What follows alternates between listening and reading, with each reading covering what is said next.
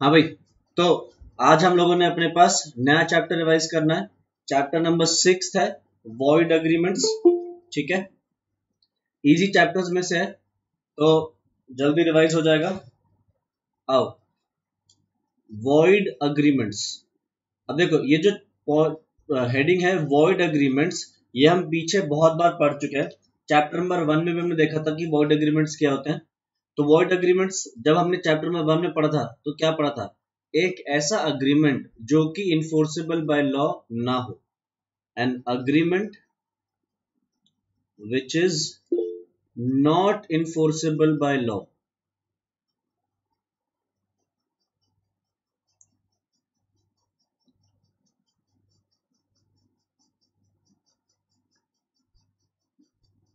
ठीक है, अब ऐसे एग्रीमेंट्स को क्या बोलते हैं हम? Void agreements. तो ऐसे एग्रीमेंट्स इन्फोर्सेबल बाय लॉ क्यों नहीं होते? क्योंकि इनका या तो ऑब्जेक्टिव या फिर जो इसमें कंसिडरेशन होता है इन्वॉल्व, या तो ऑब्जेक्टिव या कंसिडरेशन जो भी कुछ है वो अनलॉफुल है। मतलब लॉ उस ऑब्जेक्टिव को सपोर्ट नहीं करता, या जो कंसिडरेशन दी जा रही है लॉ उसको सपोर्ट नहीं करता। तो इसके बारे में हमने चैप्टर 1 में क्या पढ़ा था कि अगर आपको पहले से पता है कि आप जिस एग्रीमेंट में एंटर कर रहे हो वो वॉइड एग्रीमेंट है, तो इस सिचुएशन में आपने अगर कोई पेमेंट कर दी है या कुछ सामान दे दिया है तो वो आपको वापस नहीं मिलेगा। बट अगर आपको पहले से नहीं पता कि आप जो अग्रीमेंट कर रहे हो वो अनलॉफुल है या वॉइड अग्रीमेंट है, तो इन दैट केस आप अपना सामान वापस ले सकते हो या जो अपने पेमेंट करी हो वापस ले सकते हो। ठीक है, आओ जल्दी से इसको डिटेल में देखते हैं। हमने एक बार वैसे चैप्टर 1 में एक चीज और पढ़ी भी थी कि अगर कॉन्ट्रैक्ट एक्ट स्पेसिफिकली मना कर देता है तो कुछ एग्रीमेंट्स स्पेसिफिकली लॉ के द्वारा बताए जाते हैं एज वॉइड। तो हम उनको देखेंगे कि लॉ ने कौन से एग्रीमेंट्स हैं जिनको स्पेसिफिकली एक्सप्रेसली डिक्लेयर कर दिया है टू बी वॉइड। तो सबसे पहले देखो क्या है, क्या कह रहा है? Unlawful agreements. अनलॉफुल कौन से हैं? वो एग्रीमेंट्स जिनका कंसिडरेशन या ऑब्जेक्टिव अनलॉफुल है। तो क्या क्या है? सबसे पहला है अगर it is forbidden by law. ये तो बहुत सिंपल सा है। अगर आपने कोई भी एग्रीमेंट ऐसा किया है जो कि लॉ फॉरबिड करता है, मना करता है, तो वो एग्रीमेंट्स अनलॉफुल है। जैसे कि एक आदमी ने किसी का मर्डर कर दिया। ठीक है, ये एक आदमी है, इसके हाथ में बंदूक है, इसने इस आदमी का मर्डर कर दिया। ठीक है, अब मर्डर करते हुए लेट सपोज तुमने उसको देख लिया। अब तुम मुझसे कह रहे हो कि मैं तुझे अब जेल पहुंचाऊंगा, तूने इस आदमी का मर्डर किया है ना। तो ये आदमी जिसने मर्डर किया ये तुम्हें कहता है कि प्लीज किसी को मत बता, पुलिस को मत बता, मैं तुझे बदले में 50 लाख रुपए दे दूंगा। ठीक है, तो तुम्हारे को आ गया लालच, तुमने कह दिया ठीक है, तो तुमने इससे ले लिया लेट सपोज 50 लाख रुपए और चले गए। तो ये जो अग्रीमेंट तुम्हारे बीच में हुआ है ये एक एक्ट ऐसा है जो फॉरबिडन बाय लॉ है। तो this is an unlawful agreement और ये क्या हो जाएगा? एक वॉइड अग्रीमेंट। ठीक है, तो तुमने 50 लाख रुपए ले लिए और अगर उसके बाद भी तुम पुलिस में कंप्लेन कर दो कि हाँ इस आदमी ने मर्डर किया है, तो ये आदमी जेल जाएगा। ठीक है, और तुम्हें पैसे वापस देने की जरूरत भी नहीं पड़ेगी। ठीक है, नेक्स्ट क्या है? If it is fraudulent. अगर जो अग्रीमेंट आपने किया है वो फ्रॉड की है, किसी के साथ आप धोखा कर रहे हो, तो वो ऑटोमेटिकली क्या है? वॉइड एग्रीमेंट में हो जाएगा। ठीक है, तो ये तो एक आई थिंक बेसिक सी चीजें इसमें ज्यादा डिस्कस करने की जरूरत नहीं है। नेक्स्ट, अगर आपने किसी को इंजरी पहुंचाई है या किसी की प्रॉपर्टी को इंजरी पहुंचाई है, उसको इंजरी पहुंचाने की धमकी भी दे रहे हो, तो उस वो भी क्या है? आपका जो ऑब्जेक्टिव है वो अनलॉफुल है। तो वहां पे भी हम क्या कहेंगे? Agreement becomes void. तो देखो एक सवाल है, A borrowed ₹100 from B.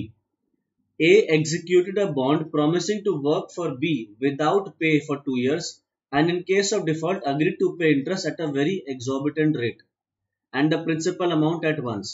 A ने B से 100 रुपये उधार लिए और A ने कहा था कि मैं ये 100 रुपये तेरे चुका दूंगा, मैं तेरे साथ 2 साल विदाउट एनी सैलरी काम करूंगा और अगर मैंने तेरे 100 रुपये नहीं चुकाए तो इस 100 रुपये पे तू मेरे से बहुत ही हाई रेट ऑफ इंटरेस्ट पे वो ले लियो और मैं तुझे तुरंत तुरंत 100 रुपये चुका दूंगा। तो ये क्या है?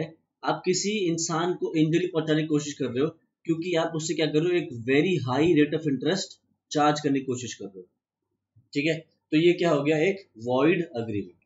Next, if the court regards it as immoral, बहुत ही सिंपल सी चीज, अगर भाई साहब कोर्ट ने कह दिया आप जो अग्रीमेंट कर रहे हो वो अग्रीमेंट इमोरल है, तो फिर आप कुछ नहीं कर सकते, तो आपको भैया वॉइड अग्रीमेंट मानना ही पड़ेगा क्योंकि कोर्ट ने कह दिया। तो जैसे कि एक एग्जांपल है, A let a cab on hire to B a prostitute knowing that it would be used for immoral purposes, the agreement is void। ठीक। नेक्स्ट क्या है, if the court regards it as oppose to public policy, अगर court ने कह दिया कि ये जो आपने काम किया है ये अपोज टू पब्लिक पॉलिसी है, तो फिर ये अनलॉफुल एग्रीमेंट होकर अपना वॉइड हो जाएगा। अपोज टू पब्लिक पॉलिसी अभी हम अगली 2 मिनट में देखने वाले हैं कि क्या है अपोज टू पब्लिक पॉलिसी, तो अभी के लिए बस इसको ऐसे समझ लो कि अगर कोर्ट ने कह दिया तो अनलॉफुल हो गया, अनलॉफुल होती अपना वॉइड हो गया। और लास्ट, हर वो अग्रीमेंट जिसका ऑब्जेक्टिव या कंसिडरेशन अनलॉफुल है वो क्या है, वॉइड। ये तो हमने सबसे पहले स्टार्टिंग में यही डिस्कस कर लिया था अपने पास, ठीक है। नेक्स्ट आगे देखते हैं, agreements oppose to public policy, कौन सी पॉलिसीज हैं जो पब्लिक पॉलिसी के अगेंस्ट होती है, कौन से अग्रीमेंट्स हैं।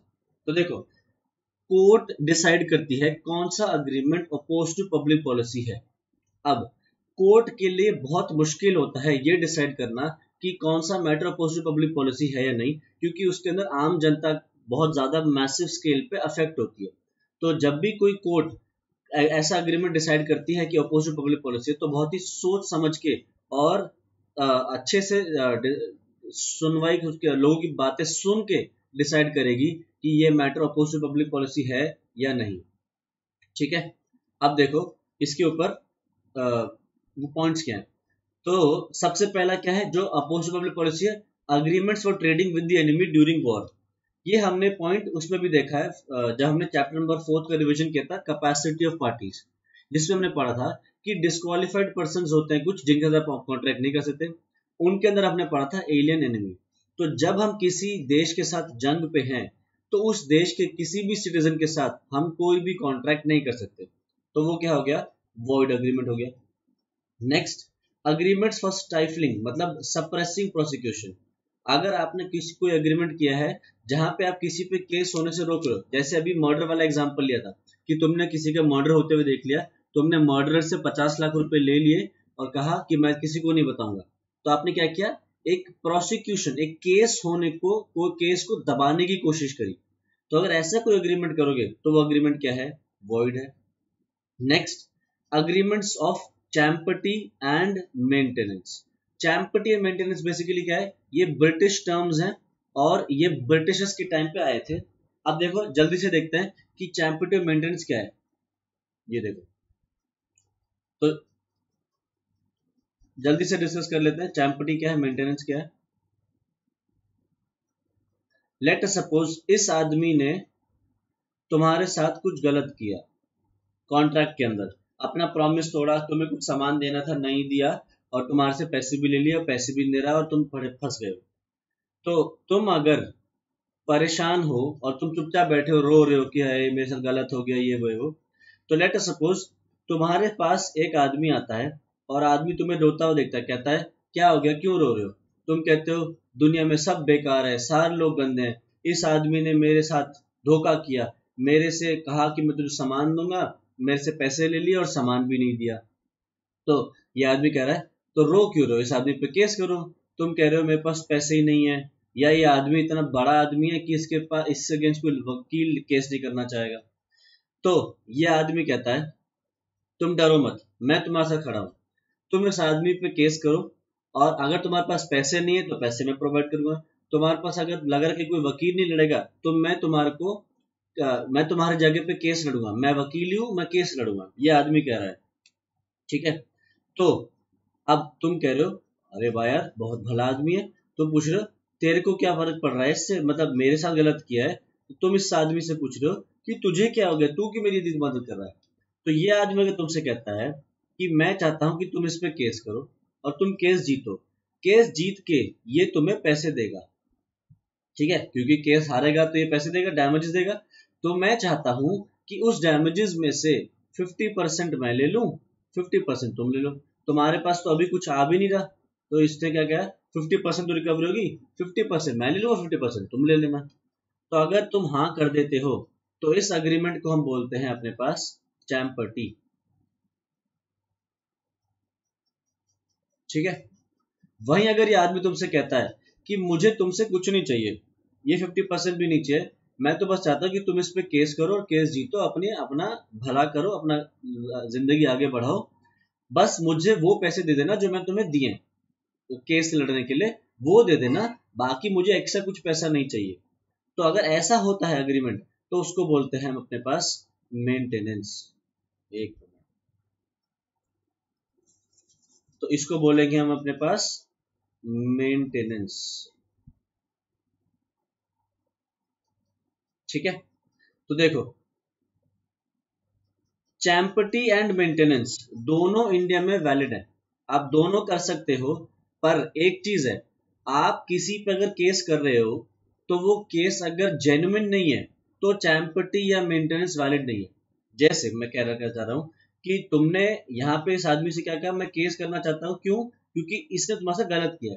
मान लो इसने तुम्हारे साथ कोई गलत नहीं किया, तुम बस फालतू में इससे पैसे ऐंठना चाह रहे हो, तुम इस पे केस करना चाह रहे हो, तुम आपस में अग्रीमेंट कर रहे हो कि मैं केस करते हैं, पैसे लेंगे इस आदमी से और पैसे बांट लेंगे आपस में। तो अगर ऐसा कुछ अग्रीमेंट है तो वो अग्रीमेंट क्या है? वॉइड है।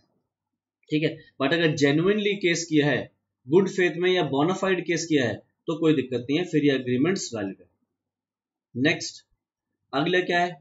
Agreements interfering with the course of justice. अगर आपने किसी कोर्ट प्रोसीडिंग्स में दखल अंदाजी देने की कोशिश करी, जैसे जज को धमकी दी या जज को पैसे देने की कोशिश करी, जो दूसरी पार्टी का वकील है उसको धमकाने की कोशिश करी या उसको पैसे देने की कोशिश करी, विटनेसेस को धमकाने की कोशिश करी पैसे दे के कुछ भी, तो वो सारे अग्रीमेंट्स क्या हैं? वॉइड हैं। Next, agreements for marriage brokerage. अगर आप किसी की शादी कराने के लिए पैसे ले रहे हो कि हम आपसे कमीशन लेंगे, आपकी शादी करा देंगे, तो वो अनलॉफुल है। Agreements tending to create interest against obligation. Obligation आपकी कोई लाइबिलिटी है, उस लाइबिलिटी के अगेंस्ट आप अपना कोई फायदा उठाने की कोशिश कर रहे हो, इंटरेस्ट लेने की कोशिश कर रहे हो, तो वो आपके वो है अनलॉफुल है।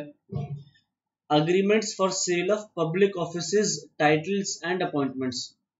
कहने का मतलब है, जो सरकारी पोजीशन होती है, गवर्नमेंट की जो पोजीशन, सरकारी नौकरी की जो पोजीशन होती है, आपको उन पे पहुंचना चाहिए अपनी मेहनत से। आपने एग्जाम पास किया यूपीएससी का या जो भी है आईएएस के, वहां से पहुंचना चाहिए इन पोजीशंस पे। अगर आप इन पोजीशन पे किसी और तरीके से, जैसे घूस दे के, ब्राइब दे के आप चाह रहे हो कि आप पुलिस में एसएसपी बन जाओ, कमिश्नर बन जाओ, तो ये जो पब्लिक ऑफिसेज हैं, टाइटल्स हैं या अपॉइंटमेंट्स, अगर आप इनको खरीदते हो तो ये क्या है? अनलॉफुल है, oppose to public policy. Agreements tending to create monopoly. अगर आप अग्रीमेंट करते हो ऐसा कि भैया तुझे सामान मेरे से ही खरीदना पड़ेगा, किसी और से नहीं खरीद सकता, सिर्फ और सिर्फ मैं ही बेचूंगा तुझे, तो आप मोनोपोली क्रिएट करने की कोशिश कर रहे हो, तो ऐसा अग्रीमेंट अनलॉफुल है, अपोज टू पब्लिक पॉलिसी है। Agreements not to bid. अगर आप किसी उसमें खड़े हो, ऑक्शन में खड़े हो और आप किसी से अग्रीमेंट करते हो कि तू बिडिंग मत लगाइयो, मैं ही बिडिंग लगाऊंगा, तो आप किसी को बिडिंग करने से जो रोक रहे हो वो क्या है? Oppose to public policy. Agreements restraining personal liberty. आप अपनी पर्सनल जो फ्रीडम है, लिबर्टी है, वो किसी को गिरवी नहीं रख सकते, किसी को वो नहीं कह सकते कि मैं अपनी पर्सनल लिबर्टी को यूज नहीं करूंगा, ऐसा अग्रीमेंट अनलॉफुल है। Agreements in restraint of parental rights. Parents के जो अधिकार हैं अपने बच्चों पे, आप उन पे रिस्ट्रिक्ट या रिस्ट्रेंट नहीं लगा सकते। Agreements interfering with marital duties. जो शादीशुदा लोगों की जो ड्यूटीज हैं उनमें आप इंटरफेयर नहीं कर सकते। Agreements to influence public servants to act oppose to their duty. जो सरकारी नौकरियां होती है उसमें जो लोग बैठे हैं, आप उनको अगर घूस देने की कोशिश करो कि यार ये लेना, तो मेरा ये काम कर दे। जैसे आप, तुमने सुना होगा किसी, कभी अभी तो कम हो गया है, पहले क्या होता था, अगर आपको ड्राइविंग लाइसेंस लेना होता था तो ड्राइविंग लाइसेंस के लिए पैसे देने पड़ते थे और टेस्ट होता नहीं था। तो आप क्या कर रहे हो? उससे कह रहे हो टेस्ट मत ले, अपनी जो ड्यूटी है वो पूरे मत कर, पर मेरा पैसे लेके काम कर दे, तो ऐसा agreement oppose to public policy है। Agreements in distant of marriage. किसी को शादी करने से रोकना अनलॉफुल है। Agreements in distant of trade. किसी को एक प्रॉपर बिजनेस, प्रोफेशन या ऑक्यूपेशन वो फॉलो करने से अगर आप रोक रहे हो तो वो अनलॉफुल है, या अपोज टू पब्लिक पॉलिसी कह रहे हो। Next, agreements in restraint of legal proceedings. किसी को भी आप लीगली केस करने से अगर आप रोकने की कोशिश कर रहे हो तो ये सब भी क्या है, अपोज टू पब्लिक पॉलिसी। ठीक है, अब कुछ कुछ एग्रीमेंट्स लॉ स्पेसिफिकली बोल चुका है कि ये वॉइड एग्रीमेंट्स है। हमने चैप्टर नंबर 1 में पढ़ा था essential elements of a valid contract में कि आपका जो एग्रीमेंट है expressly declare to be void नहीं होना चाहिए। तो वो कौन से हैं, आओ जल्दी से देखते हैं। अग्रीमेंट्स बाय अ माइनर और a person of unsound mind, ये हम पढ़ चुके हैं chapter number 4 capacity of parties में। Next, agreements made under a bilateral mistake of fact material to the agreement, ये भी हम पढ़ चुके हैं। मिस्टेक हमने पिछला चैप्टर जो फ्री कंसेंट पढ़ा था उसमें था ये। अग्रीमेंट हुज ऑब्जेक्ट्स और कंसिडरेशंस आर अनलॉफुल, कोई भी ऐसा अग्रीमेंट जिसका ऑब्जेक्टिव या कंसिडरेशन अनलॉफुल है, ये अभी पढ़ चुके हम। Next, agreements whose objects or consideration are unlawful in part and the illegal part cannot be separated from the legal part। आप कॉन्ट्रैक्ट किसी से ऐसा कर रहे हो जिसमें कुछ पार्ट लीगल है कुछ पार्ट इलीगल है, और अगर आप लीगल पार्ट और इलीगल पार्ट को अलग अलग नहीं कर पा रहे हो तो वो अग्रीमेंट वॉइड अग्रीमेंट है। जैसे मैं तुमसे कहता हूं कि मैं तुम्हें दूंगा चावल और तुम बदले में मुझे दोगे ड्रग्स फॉर एग्जाम्पल, तो क्या हुआ, मैं जो तुम्हें दे रहा हूं वो तो लीगल है, पर तुम जो मुझे दे रहे हो वो अनलॉफुल है, वो इलीगल है, ड्रग्स बेचना अलाउड नहीं है, तो ये क्या हो गया, void agreement. Next, agreements made without consideration, ये हमने पढ़ा था चैप्टर नंबर 3 में कंसिडरेशन के अंदर। Next, agreements in restraint of marriage, ये किसी को किसी से शादी करने से रोकना। रिस्ट्रेंट ऑफ ट्रेड, आप किसी से कह रहे हो कि एक वैलिड जो प्रॉपर लॉफुल बिजनेस प्रोफेशन या ऑक्यूपेशन है उसको परस्यू मत कर। तुम एक सीए से कह रहे हो सीए का काम मत कर, तुम एक लॉयर से कह रहे हो अपना लॉयर का काम मत कर, या किसी से भी कोई भी लॉफुल बिजनेस करना चाह रहा है उसको रोक देते हो अग्रीमेंट करके, तो ये क्या है, void agreements. Next, agreements in restraint of legal proceedings, किसी को किसी पे केस करने से रोकना। Agreements the meaning of which is uncertain, ऐसे अग्रीमेंट्स जिनका टर्म्स एंड कंडीशन अगर क्लियर नहीं है, वेग है, एम्बिग्यूटी है उनमें, कंफ्यूजन है, तो वो वॉइड है। Agreements by way of a wager, अगर आप किसी से सट्टा लगाते हो, वेजर करते हो, वेजरिंग, तो वो अनलॉफुल है। Agreements contingent on impossible events, ऐसा कोई अग्रीमेंट है जो एक इम्पॉसिबल इवेंट के ऊपर डिपेंडेंट है। जैसे मैं तुमसे कह रहा हूं कि अगर तुम मुझे भगवान दिखा दो तो मैं तुम्हें अपनी सारी प्रॉपर्टी दे दूंगा, तो ये क्या हो गया, एक इवेंट के ऊपर डिपेंडेंट हो गया कि भगवान अगर दिखेंगे, पर वो एक इम्पॉसिबल इवेंट है, तो ये क्या हो गया, वॉइड अग्रीमेंट। और last, agreements to do impossible acts, अगर आप किसी से कह रहे हो कि कोई ऐसा काम करो जो इम्पॉसिबल है, तो वो अग्रीमेंट भी क्या है, वॉइड। ठीक है, अब हमने काफी तो पहले पढ़ लिया होता है, यहां से लेके यहां तक, ये वाले जो है ये पहले पढ़ रखे हैं, जो छठा सातवां आठवां नौवां, ये सारी चीजें अब डिस्कस करते हैं एक बार डिटेल में। तो क्या कह रहा है, सबसे पहला है agreements in restraint of marriage. आप एक जो बालिग लड़का है, बालिग लड़की है, उनको शादी करने से आप नहीं रोक सकते। ठीक है, अगर आपने ऐसा कोई अग्रीमेंट करा है कि एक लड़के से ऑफर करा, लड़के को ऑफर करा इतने पैसे ले ले और मेरी बेटी का पीछा छोड़ दे, तो इस सिचुएशन में आपने अगर लड़के को कुछ पैसे दे भी दिए और उसके बाद भी उसने अगर आपकी बेटी उसकी बेटी से शादी कर ली बाप की, तो वो एक वैलिड शादी मानी जाएगी, और आप किसी को ऐसे पैसे दे के या किसी भी तरीके से शादी करने से नहीं रोक सकते, प्रोवाइडेड उनकी लीगल एज हो मैरिज की। ठीक है, next, agreements in distant of trade, अगर आप किसी को एक valid trade business occupation follow करने से अगर आप रोकते हो, तो वो भी अग्रीमेंट क्या है, वॉइड है।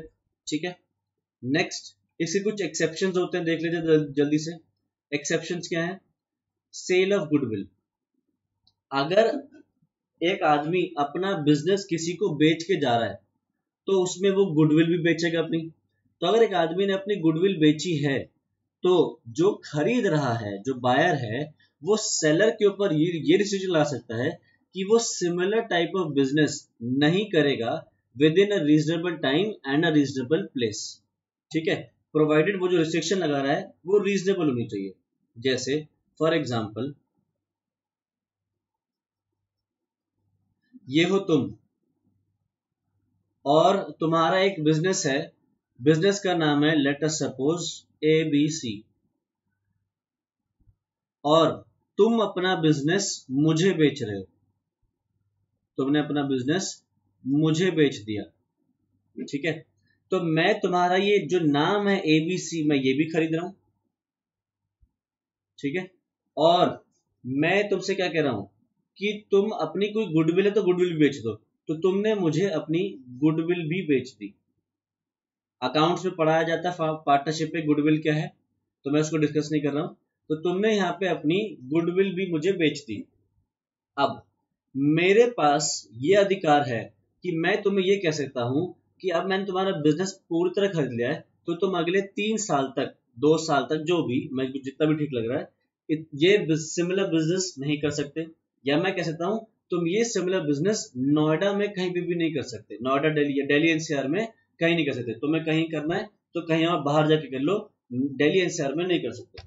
तो मैं ऐसी रिस्ट्रिक्शंस लगा सकता हूँ, मैं तुम्हें काम करने से रोक रहा हूँ, बट ये रिस्ट्रिक्शन रीजनेबल है क्योंकि मैं तुम्हारे से तुम्हारी गुडविल खरीदी है, और मैं जो रिस्ट्रिक्शन लगा रहा हूँ वो रीजनेबल है। मैंने तुमसे ये नहीं कहा कि तुम जिंदगी भर ये बिजनेस नहीं कर सकते, या मैंने तुमसे ये नहीं कहा कि तुम दिल्ली NCR के बाहर भी बिजनेस नहीं कर सकते। रिस्ट्रिक्शन लगाई है, बट रिस्ट्रिक्शन एक छोटे टाइम पीरियड के लिए, रीजनेबल टाइम पीरियड के लिए, या फिर एक रीजनेबल प्लेस तक के लिए, ठीक है।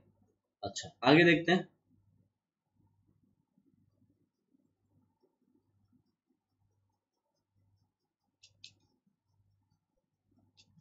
पार्टनर्स अग्रीमेंट्स, पार्टनर्स आपस में ये अग्रीमेंट कर सकते हैं कि वो सिमिलर कंपीटिंग बिजनेस में पार्टनरशिप नहीं करेंगे। मतलब जब तक आप किसी फर्म में पार्टनर हो, तो पार्टनर्स एक दूसरे पर ये डिसीजन ला सकते हैं कि जब तक हमारी ये पार्टनरशिप फर्म जुड़ी हुई है, हम इस पार्टनरशिप फर्म में जो काम कर रहे हैं वो काम आप बाहर मिलके किसी और के साथ नहीं करोगे। ये रिस्ट्रिक्शन आप लगा सकते हो। या फिर एक आउटगोइंग पार्टनर जो फर्म से बाहर जा रहा है पार्टनर, आप उस पर रिस्ट्रिक्शन लगा सकते हो कि तू सिमिलर टाइप ऑफ बिजनेस नहीं करेगा एक रीजनेबल टाइम रीजनेबल प्लेस में, ठीक है। ऐसा आप रिस्ट्रिक्शन उस पर लगा सकते हो। नेक्स्ट, पार्टनर्स सिमिलर बिजनेस और डिसोल्यूशन, अगर पार्टनरशिप में फर्म डिसॉल्व हो रही है तो पार्टनर्स एक दूसरे पर ये रिस्ट्रिक्शन लगा सकते हैं कि ये सिमिलर बिजनेस अगले 2-3 साल तक हम में से कोई नहीं करेगा। अगर फर्म डिसॉल्व हो गई है तो फिर वो चाहते हैं कि ऐसा बिजनेस ये तीनों जो 3-4 पार्टनर जितने भी हैं, ये दोबारा सिमिलर बिजनेस एक रीजनेबल टाइम और रीजनेबल प्लेस में ना करें। तो अगर ऐसी रिस्ट्रिक्शन लगानी है तो लगा सकते हैं, कोई प्रॉब्लम नहीं है। Next, an agreement between any partner and the buyer of firm's goodwill that such partner will not carry on similar business to that of the firm within specified period or specified local limits। मतलब वही same चीज जो cell of goodwill वाली थी, अगर आपने अपनी goodwill बेची है तो पार्टनरशिप फर्म पे ये रिस्ट्रिक्शन ला सकते हैं कि पार्टनर्स सिमिलर तरीके का बिजनेस नहीं करेंगे रीजनेबल टाइम रीजनेबल प्लेस में, ठीक है। अच्छा, ये रिस्ट्रिक्शंस LLP में भी लग सकती है, तो ध्यान रखना LLP एक्ट के अंदर भी इनको आप कवर कर सकते हो ये रिस्ट्रिक्शंस। नेक्स्ट, अगला क्या है, ट्रेड कॉम्बिनेशंस। ट्रेड कॉम्बिनेशन क्या है, अगर आप, तुमने जनरली देखा होगा कि कुछ कुछ मार्केट्स होती है जो डेडिकेटेडली एक ही चीज की मार्केट होती है। जैसे फॉर एग्जांपल अगर मैं तुमसे कहूँ चांदनी चौक, तो चांदनी चौक बोलते ही तुम्हारे दिमाग में एक चीज आती है कि यार वहां पे तो शादियों की शॉपिंग होती है, शादी की शॉपिंग। तो वहां पे ज्यादातर क्या मिलेगा, लड़कियों के लहंगे मिलेंगे, ड्रेसेस मिल जाएंगी हैं, और शूज मिल जाएंगे उनके लिए, ज्वेलरी वगैरह जो भी मिल जाएगी। तो क्या होता है, वहां के जो लोग होते हैं चांदनी चौक के, वो आपस में एक अग्रीमेंट कर लेते हैं आजू बाजू की 10-15 दुकानें कि भैया हम सिमिलर तरीके का प्रोडक्ट सारी रखते हैं, क्योंकि अगर तुम एक प्रोडक्ट देखोगे तो हर दुकान पे कहना के मिल जाता है। तो वो आपस में ये एग्रीमेंट कर लेते हैं कि हम आपस में एक दूसरे का कंपटीशन खराब नहीं करेंगे, एक दूसरे का बिजनेस खराब नहीं करेंगे। तो हम इस आइटम को इसी प्राइस पे बेचेंगे, इससे सस्ते दाम पे हम नहीं बेचेंगे। तो उन्होंने क्या कर दिया, एक मिनिमम प्राइस सेट कर दी, इससे कम पे नहीं बेचेंगे। तो आप क्या कर रहे हो, आप किसी को प्राइस सेट करने से रोक रहे हो, बट क्योंकि ये आपस में उनकी मिलजुल के उन्होंने ऐसी वो करी है, इसको बोलते हैं हम ट्रेड कॉम्बिनेशन। तो लॉ कहता है कि इसको आप इसको कर सकते हो, ये पॉसिबल है, ठीक है। तो आपने अग्रीमेंट कर दिया not to sell goods below a certain price, या तो आपने अग्रीमेंट किया कि आप प्रॉफिट्स को पूल करोगे और डिवाइड करोगे इन एन अग्रीड रेशियो, तो इसको भी आप कर सकते हो, ये भी वैलिड है। अच्छा, अब क्या लिख रहा है, if an agreement attempts to create a monopoly it would be void. ये तो हमने पीछे ही पढ़ा था। अगर अग्रीमेंट ऐसा है जिसमें आप ये कह रहे हो कि तू मेरे अलावा किसी और से सामान नहीं खरीदेगा, तो फिर this agreement is void. Next, negative stipulation is service agreement. जब भी तुम एक जॉब कर रहे हो, फुल टाइम जॉब, तो तुम्हारे को जो ऑफर लेटर आएगा, उस ऑफर लेटर में बात क्लियरली लिखी होगी कि जब तक आप हमारी कंपनी में जॉब कर रहे हो, आप कहीं और जॉब नहीं कर सकते।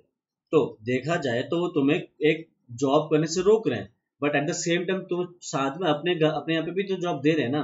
तो इस सिचुएशन में ये एक वैलिड एग्रीमेंट है कि जब तक आप किसी के पास एम्प्लॉयड हो, वो आपको ये रिस्ट्रिक्ट कर सकता है कि आप साथ साथ किसी और के पास नौकरी नहीं करोगे, किसी और तरीके से कोई बिजनेस या कोई प्रोफेशन फॉलो नहीं करोगे। Next, sole selling agents agreement.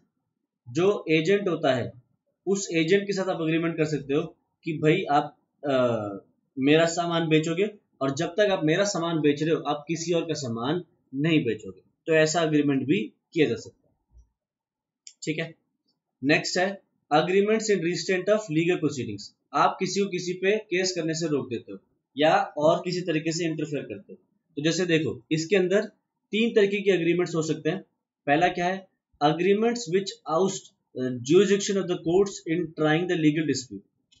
अगर आपने कोई ऐसा अग्रीमेंट किया है जिसमें आप ये कह रहे हो कि कोर्ट इस मैटर में, अगर हमारे बीच में कोई डिस्प्यूट होता है, तो डिस्प्यूट में हम कोर्ट नहीं जा सकेंगे, या कोर्ट के पास कोई पावर नहीं होगी इस मैटर पे कोई भी डिसाइड करने के लिए। अगर एग्रीमेंट में ऐसी बात लिख दी तो ये अनलॉफुल है। जैसे हमारे बीच में अग्रीमेंट है कि मैं तुम्हें पढ़ाऊंगा और तुम मुझे फीस दोगे।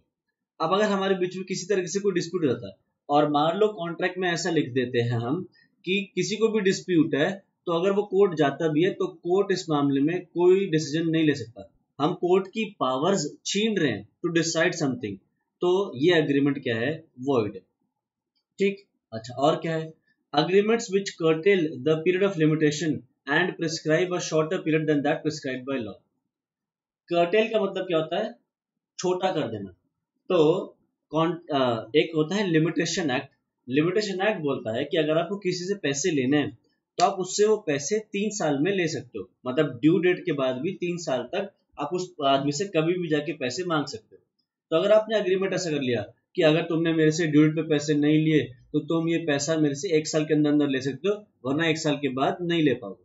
तो आपने क्या किया, लॉ का जो प्रिस्क्राइब्ड पीरियड है 3 साल का, उसको छोटा करने की कोशिश करी कि 3 साल नहीं 1 साल के अंदर अंदर लेना, नहीं तो उसके बाद पैसे रिकवर नहीं कर पाओगे। तो अगर ऐसा कोई अग्रीमेंट करोगे तो अग्रीमेंट क्या है, void. Next, agreements which provide for forfeiture, waiver, extinguishment of the legal right itself if no action is commenced within the period separated by the agreement। तो देखो ये क्या है, let us suppose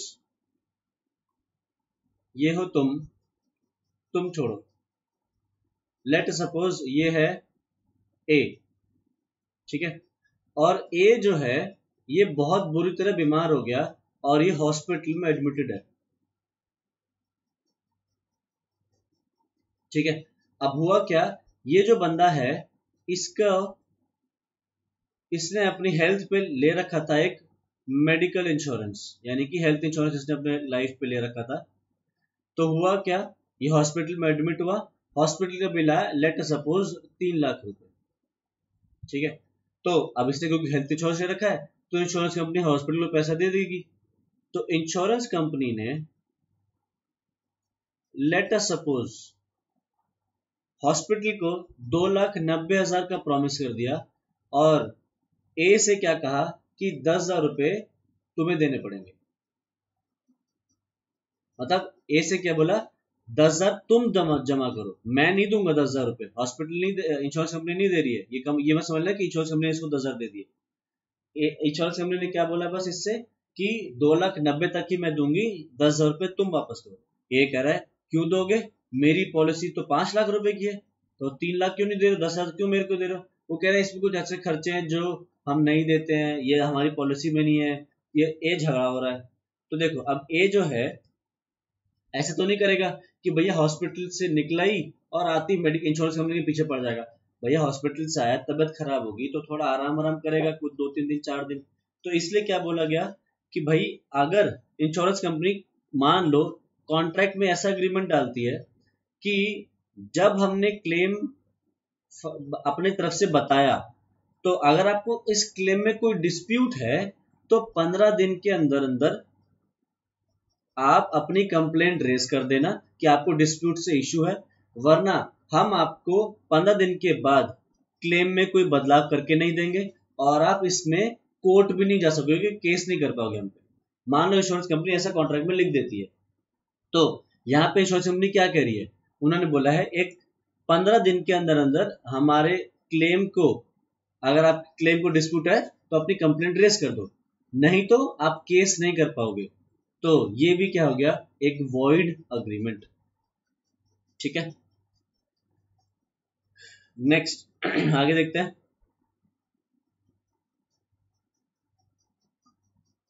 अगर आपने कोई केस को अग्रीमेंट उसमें डाल दिया, आर्बिट्रेशन में डाल दिया, मान लो आपके बीच में दो पार्टीज के बीच में कोई डिस्प्यूट है और वो डिस्प्यूट रिजॉल्व नहीं हो रहा, तो एक ऑप्शन तो है कि कोर्ट चले जाओ। दूसरा ऑप्शन ये है आप मिलजुल के एक थर्ड पर्सन को चूज करो जो आप दोनों की बातें सुनेगा और डिसाइड करेगा कि कौन ठीक है, तो उस बंदे को बोलते हैं हम आर्बिट्रेटर। तो अगर आपका पास्ट में कोई डिस्प्यूट है, पास्ट में हुआ है और आप उस केस को कोर्ट ले जाने की जगह आर्बिट्रेटर के पास ले जाना चाहते हो, तो ऐसा अग्रीमेंट वैलिड है। या अगर आपका फ्यूचर में कोई डिस्प्यूट हो सकता है, तो आप पहले से डिसाइड करके रखते हो कि हम इस मैटर को कोर्ट ले जाने से पहले आर्बिट्रेटर के पास ले जाएंगे, तो अगर ऐसा कोई अग्रीमेंट करते हो तो वो भी वैलिड है।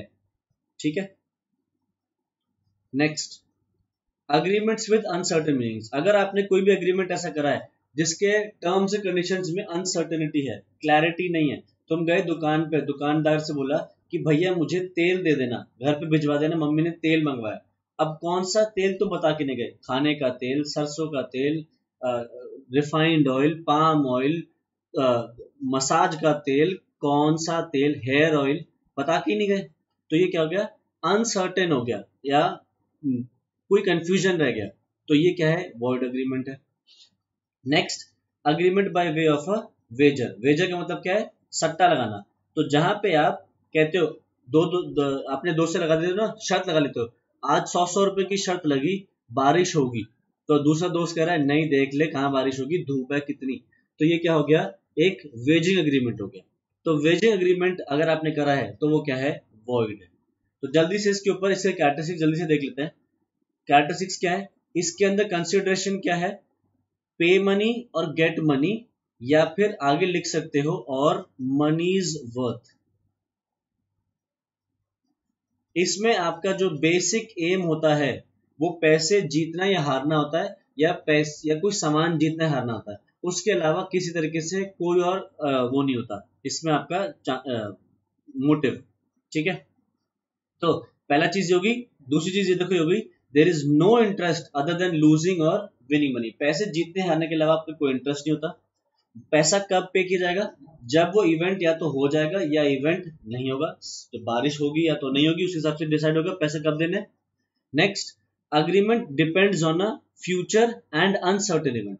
ध्यान रखना, जो इवेंट हो रहा है वो इवेंट फ्यूचर का होना चाहिए और वो इवेंट अनसर्टेन होना चाहिए। ऐसा ना हो कि मान लो लेटर सपोज तुम क्रिकेट मैच में सट्टा लगा रहे हो, पर क्रिकेट मैच पास्ट में हो चुका है, जैसे मान लो अभी हम जैसे 2022 से बैठे हैं, मान लो 2011 के वर्ल्ड कप का आप सट्टा लगा रहे हो कि 2011 में जो वर्ल्ड कप हुआ था उसमें सट्टा लगाया, तो फिर आपने वहां जो सट्टा लगाया वो सट्टा काउंट नहीं होगा, क्योंकि आपने एक पास्ट इवेंट को किया है और अनसर्टेन नहीं, एक सर्टेन इवेंट, डिसीजन उसमें फाइनल है कि कौन जीता कौन हारा डिसाइड हो चुका है पहले से, तो फिर वहां पे वो उसको वेजरिंग नहीं मानेंगे। Next, the essence of gaming and wagering is that one party is to win and the other is to lose। इसमें बेसिक एक ही चीज होगी, एक पार्टी जीतेगी और दूसरी पार्टी हारेगी। दोनों में से किसी भी पार्टी का इवेंट के ऊपर कोई कंट्रोल नहीं होना चाहिए। कि जैसे बारिश के ऊपर सट्टा लगा दिया, तो बारिश ऐसा तो है नहीं कि तुम में से या हम में से कोई कर सकता है, वो तो अपने ऊपर है, नेचर के ऊपर है, तो इसके ऊपर आपका कोई कंट्रोल नहीं होना चाहिए। और अगर आप अग्रीमेंट करते हो कि प्राइस डिफरेंसेस पे करोगे वेजिंग अग्रीमेंट में, तो वो वॉइड है, वरना कमर्शियल ट्रांजैक्शंस वैलिड है। मतलब आप सट्टा लगा रहे हो कि भैया इस चीज का दाम अगर इतना बढ़ गया तो जितना भी बढ़ा है उतने की शर्त लगी, उतने मैं तुझे दे दूंगा। तो अगर आप प्राइस डिफरेंसेस पे करने की बात कर रहे हो तो वो क्या है, वॉइड है। बट कुछ कुछ कमर्शियल ट्रांजैक्शंस हैं जो अलाउड है, उनको आप कर सकते हो, जैसे कि शेयर मार्केट में भी होता है। ठीक है, तो शेयर मार्केट में अब अगर आप इंट्राडे करते हो तो उसमें शेयर की खरीदने और बेचने में कुछ नहीं होता। इंट्राडे ट्रांजैक्शन में क्या होता है, आप शेयर ना तो खरीदते हो ना बेचते हो, बस उसका जो प्राइस डिफरेंस होता है खरीदने और बेचने में, जो प्रॉफिट एलिमेंट होता है सेलिंग प्राइस और कॉस्ट प्राइस में, बस आप वो ले लेते हो। उसको लॉ अलाउ करता है, तो इसलिए बोलते हैं कमर्शियल ट्रांजैक्शन वैलिड है। बट कुछ और भी है जो जो जो कमर्शियल नहीं है वो वैलिड नहीं मानी जाएगी, वो वॉइड रहेगी। नेक्स्ट एक्सेप्शंस में देखो, सबसे पहले तो शेयर आ गया, ये तो हम डिस्कस कर लिया। नेक्स्ट है गेम्स ऑफ स्किल। अगर कोई गेम्स हैं जिसमें स्किल इन्वॉल्व है, आपका खुद का दिमाग चलेगा, तो इस केस में वो अग्रीमेंट्स वॉइड नहीं होंगे। जल्दी से इसको एक बार पढ़ लो।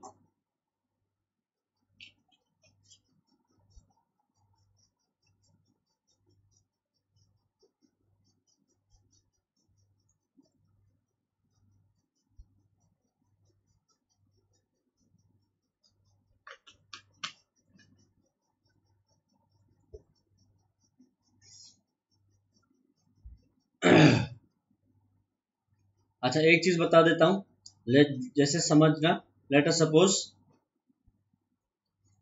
न्यूज़पेपर में सुडोकू आया। ठीक है, आता होगा, सुडोकू देखा होगा। तो उसमें लिखा है जो जो भी सुडोकू को सॉल्व कर देंगे वो अपना आंसर इस पते पे भेज दें और लकी विनर्स को प्राइज मिलेगा, लेट अस सपोज। तो ये जो होता है इसको हम लॉटरी बोलते हैं। ठीक है, क्योंकि सुडोकू सॉल्व करना बहुत लोगों को आता है, तो अगर आपने अपना आंसर यहाँ भेजा तो यहाँ पे ऐसा नहीं कि सिर्फ तुम्हारे आंसर पहुंचेगा, बहुत लोगों के आंसर पहुंचेंगे और बहुत लोगों के आंसर्स ठीक भी होंगे। तो फिर उनमें से किसी एक को चूज करना प्राइज कि भैया वो जीता है, वो क्या है, लॉटरी है। तो लॉटरी जो है वो वॉइड है। तो ये क्या हो जाते हैं, एग्रीमेंट्स वॉइड है, प्रोवाइडेड इसमें अगर आप पैसे जो दे रहे हो अगर वो 500 रुपए से इतने कम के हैं तो कोई दिक्कत नहीं, तो वैलिड है। 500 रुपए से ज्यादा दे रहे हो तो वो क्या हो जाएगा, वॉइड हो जाएगा। Next, a statutory exception.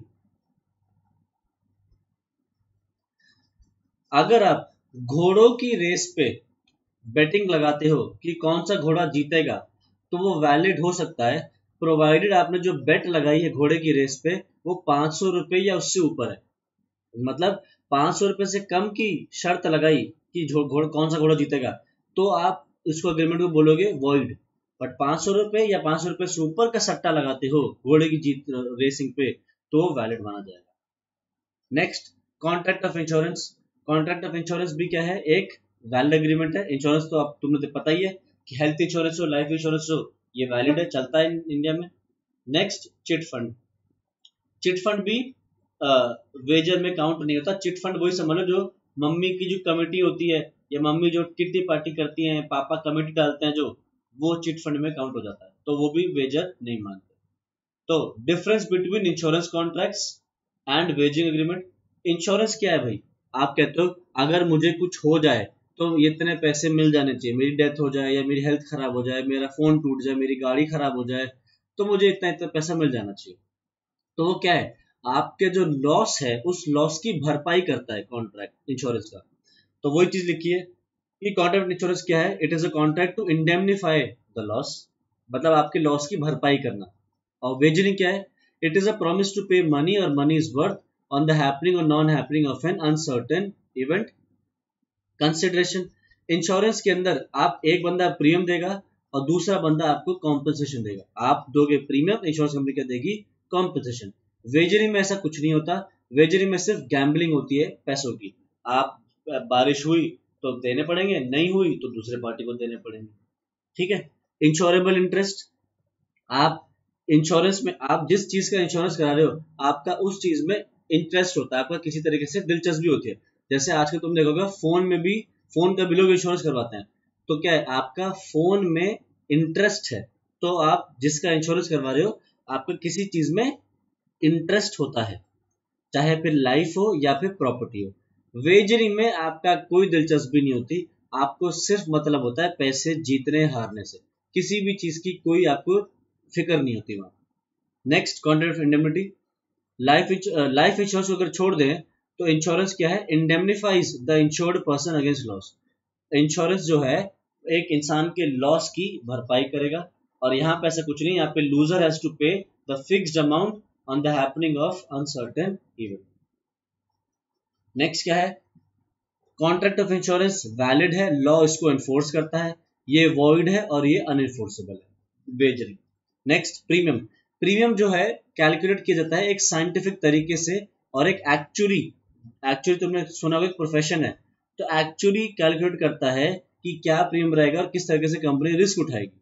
But wagering में किसी भी तरीके से कोई लॉजिकल कैलकुलेशन होता, आप बस ऐसी मुंह उठा के चला देते हो, लगी 100 की, लगी 2-2 लाख रुपए की, कुछ भी, तो उसके अंदर कोई कैलकुलेशन नहीं होता, बस ऐसे ही रैंडम मुंह उठा के जो मुंह में बोला बोल दिया। पब्लिक वेलफेयर के लिए होती है इंश्योरेंस कंपनीज या इंश्योरेंस, और ये पब्लिक वेलफेयर के अगेंस्ट होती है।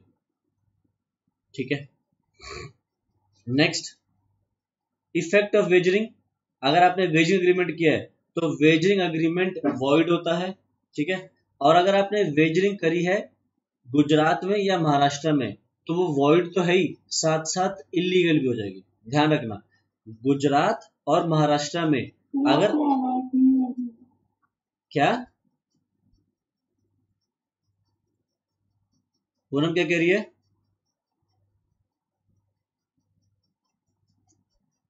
अगर आपने गुजरात या महाराष्ट्र में किसी भी तरीके से कोई भी वेजिंग एग्रीमेंट किया है तो वो वेजिंग एग्रीमेंट वॉइड होने के साथ साथ इलीगल भी है, जैसे कि क्रिकेट मैच में सट्टा लगा दिया।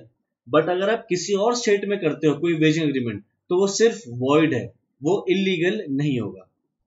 ठीक है। अच्छा, नेक्स्ट, अगर एक लॉटरी सिस्टम ऑथराइज किया गया है गवर्नमेंट के द्वारा, मतलब सरकार ने ही कोई लॉटरी निकाली है, तो फिर वो जो लॉटरी है वो लॉटरी क्या होगी, वैलिड होगी। ठीक है। उसको सरकार बाद में मना नहीं कर सकती कि पैसे नहीं देंगे, क्योंकि लॉटरी तो अलाउड ही नहीं होती। नेक्स्ट क्या है, स्पेक्यूलेटिव ट्रांजैक्शंस। स्पेक्यूलेटिव का मतलब क्या होता है, आप तुक्का लगा रहे हो, स्पेक्यूलेट कर रहे हो, अंदाजा लगा रहे हो कि क्या होगा, प्राइस ऊपर जाएगी नीचे जाएगी, क्या होगा, तो आप वो स्पेक्यूलेट करते हो। तो स्पेक्यूलेटिव ट्रांजैक्शंस भी वेजरी में काउंट होती है। तो अगर आपने ऐसी कोई स्पेक्यूलेशन करी है, तुक्का लगाया है उतार चढ़ाव प्राइसिंग का, तो वो वैलिड नहीं है। बट अगर उसको वैलिड करना है तो वैलिड करने के लिए उसके अंदर दो चीजें होनी जरूरी है। पहला, एक इंटेंशन होना चाहिए पार्टीज का कि या तो कुछ अक्वायर करेंगे या डिलीवर करेंगे, और प्राइसेस की मूवमेंट को ऊपर नीचे उठाएंगे, ऊपर नीचे जाने का रिस्क उठाएंगे। जैसे तुमने देखा होगा कि लोग शेयर्स में ट्रेडिंग करते हैं, लोग शेयर्स में ट्रेडिंग करते हैं। तो मान लो आज अगर न्यूज आ जाए कि रिलायंस इंडस्ट्रीज टेक ओवर कर रहा है, लेट अस सपोज किसको, for example Reliance industry let us suppose take over कर रहा है फेसबुक को, तो इससे क्या होगा, रिलायंस इंडस्ट्रीज के चांसेस हैं कि अगले दिन शेयर बढ़ जाएंगे और फेसबुक के भी शेयर हो सकता है बढ़ जाए। तो आप एक स्पेक्यूलेशन लगा रहे हो, तुक्का लगा रहे हो कि चांसेस है कि शेयर के प्राइस बढ़ जाएंगे। तो अगर आप ये तुक्का लगा रहे हो यार शेयर का प्राइस बढ़ेगा तो मैं आज ही खरीद लेता हूँ या कल जल्दी से जल्दी पहले खरीद लूंगा, तो वो क्या कर रहे हो, स्पेक्यूलेशन लगा रहे हो, और एट द सेम टाइम आप कुछ सामान ले भी रहे हो। तो ये जो स्पेक्यूलेशन है ये ठीक है, ये वैलिड है। बट अगर आप सिर्फ प्राइस डिफरेंसेस को ही बता रहे हो कि ऊपर नीचे होगा और सिर्फ पैसे जीतने की कोशिश कर रहे हो उस बीच से, तो फिर वो वैलिड नहीं है, उसको सरकार उसको वॉइड बोल देगी। ठीक है। नेक्स्ट क्या है, रेस्टिट्यूशन। ये रेस्टिट्यूशन हमने पहले पढ़ा हुआ है, उसका मतलब क्या है, गिविंग बैक। तो हमने ये बात पहले ही पढ़ ली थी चैप्टर नंबर 1 में। अगर आपको पहले से पता है कि जो आप अग्रीमेंट कर रहे हो वो वॉइड है, तो इस सिचुएशन में आपने जो भी सामान दिया है वो आपको वापस नहीं मिलेगा। बट अगर आपको नहीं पता था कि जिस अग्रीमेंट में आप एंटर कर रहे हो वो वॉइड है, तो इन दैट केस आपको पैसे वापस मिल सकते हैं। जैसे लेट अस सपोज मैं तुम्हारे से कॉन्ट्रैक्ट कर रहा हूँ, अग्रीमेंट कर रहा हूँ कि मैं तुम्हें बेचूंगा एक घोड़ा, और तुमने कहा ठीक है, तुमने मुझे घोड़े की दे दी एडवांस। तुम्हें पहले से ये बात नहीं पता थी कि घोड़ा मर चुका है, तो इस सिचुएशन में तुमने जो मुझे एडवांस दिया था घोड़े का, मुझे वो तुम्हें वापस देना पड़ेगा, क्योंकि you were not aware that the agreement that you are entering into is not possible and it is a void agreement. But अगर तुम्हें पहले से पता है कि जो अग्रीमेंट है वो वॉइड है, फिर भी कर रहे हो, तो वो अग्रीमेंट में जो भी आपने दिया वापस नहीं मिलेगा।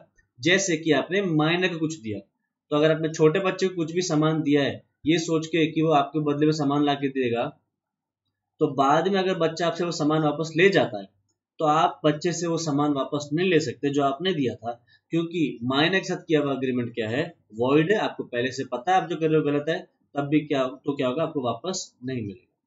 ठीक है। ये हमने पढ़ ही लिया। नेक्स्ट,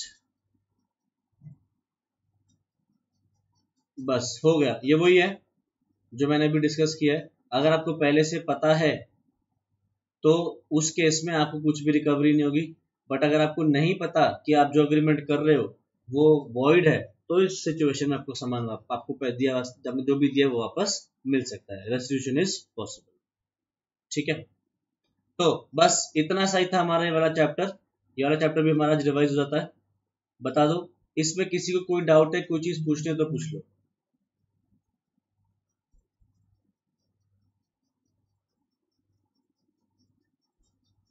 कोई डाउट किसी को? ठीक है, तो आज फिर इतना ही रखते हैं। ठीक है, इसके आगे नेक्स्ट क्लास में रिवाइज करेंगे नया चैप्टर। Thank you so much, bye bye.